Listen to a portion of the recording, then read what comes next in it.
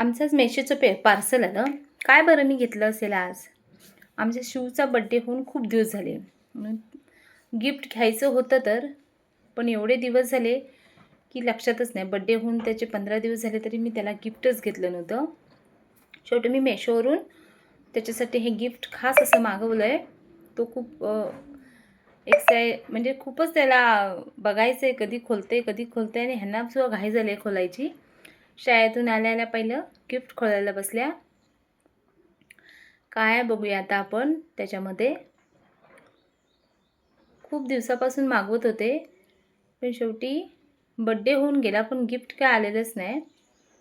त्याला हा मी गेम घेतला आहे खेळायचा.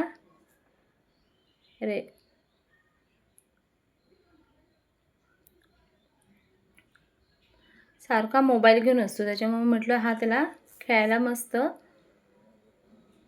रिव्ह्यू बघितले, छान होते. महाग आहे थोडा, पण बड्डे गिफ्ट देणार म्हटल्यावर थोडा महाग असणारच. आणि त्याला तर एवढी आवड झाली आहे बघायची. बहिणी काय त्याच्या हातामध्ये द्यायलाच मागत नाहीत. किती गडबड चालली आहे बघा खोलायची. आणि त्याला चार्जिंग करावी लागते पहिली, त्याच्यामुळे त्यांना काही खोलता आला नाही. चार्जिंग केलं नाही, मग ते लगेच चार्ज करायला घेऊन गेल्या. आणि नंतर चार्जिंग केल्याच्या नंतर खोलन. त्याच्यामध्ये गेम पण भरपूर आहेत. 512 गेम आहेत ह्याच्यामध्ये गेममध्ये. मग शिवांश काही खुशच झाला. अभ्यास कुठे बाजूलाच राहिला, हा तो गेममध्येच व्यस्त झाला. मग सगळ्यांच्याच हातातून सुटे नाही, कारण आम्ही पहिल्यांदाच असं काहीतरी मागवलं होतं. किती त्यांची मस्ती चालली आहे. तो तर काय ऐकतच नाही आहे. त्याचं म्हणणं हा माझाच आहे, त्याच्यामुळे मीच खेळणार त्याच्यावरती. समजत तर काहीच नव्हतं, पण त्याला खेळायचं होतं.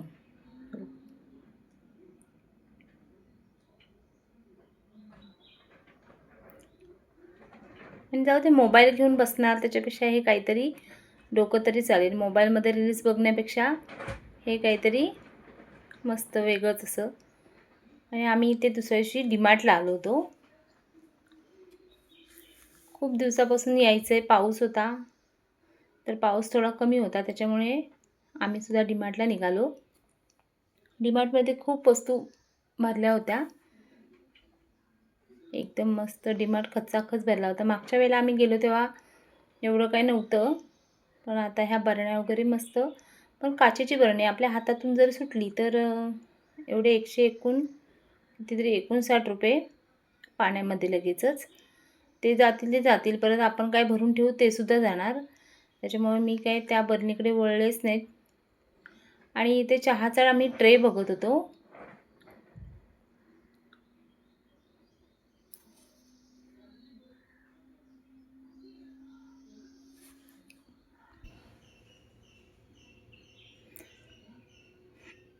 मग आम्ही दोघींनी चहा ठेवायचे ट्रे असे घेतले कपासाठी. आणि ते बरण्या पण मस्त मस्त होत्या. काचेच्या नव्हत्या, ह्या प्लास्टिकमध्येच होत्या. डबे तर एवढे होते, पण ह्या डब्यांचा काही उपयोग नाही. आपण काही भरलं तरी ते पूर्ण सांडतं, भाजी वगैरे असेल तर. कारण मी एक स्टीलचा डब्बा असाच नेला होता, पण तो काही उपयोगाचा नाही, म्हणून मग मी परत दुसऱ्या डब्यासाठी आले. मग तो परत खर्च. हा डब्याची पण प्राईस खूपच होती, पण तो दप्तर एवढं मोठं असं, त्याच्यामध्ये परत हा मोठा डबा. दप्तर किती जड असतं मुलांचं हल्ली. क्लासच्या वह्या, शाळेच्या वह्या, पुस्तकं, आणि त्यात हे एवढे मोठे मोठे डबे. त्यांना झेपायला पण हवं ना तेवढं. त्याच्यामुळे छोट्या डब्याच्या शोधात होती, पण मला डबा काही सरळ असा मिळालाच नाही. टप्परवेअरचा मग मी घेतला डबा, बघते इथे, पण तो तिथे भेटला नाही मला. मग पुढे मला हा टप्परवेअरचा, हा काचेचे आहेत ते पूर्ण. मी डबा एक टप्परवेअरचा घेतला. इथे मोठे मोठे बॉक्स टाईप डबे होते, छान. आपल्याला रीळ वगैरे ठेवायचे असतील तर. लहान मुलांसाठी पण ही बॉटल एवढी सुंदर होती, मला खूप आवडली होती. पण काय कशाला ते म्हटलं घ्यायचे, जाऊ दे आता. बॉटल पण एवढ्या झाल्यात ना, सेटमध्ये आपण घेतो.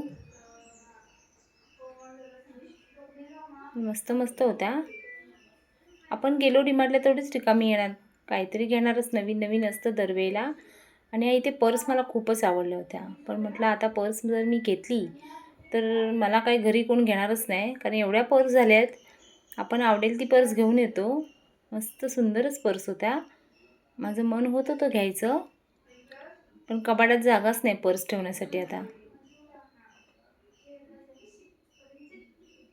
मस्त त्याचं हे पण छान होतं, बघ त्याला लॉक वगैरे पण मस्त होतं आणि पर्सला कप्पे पण भरपूर होते.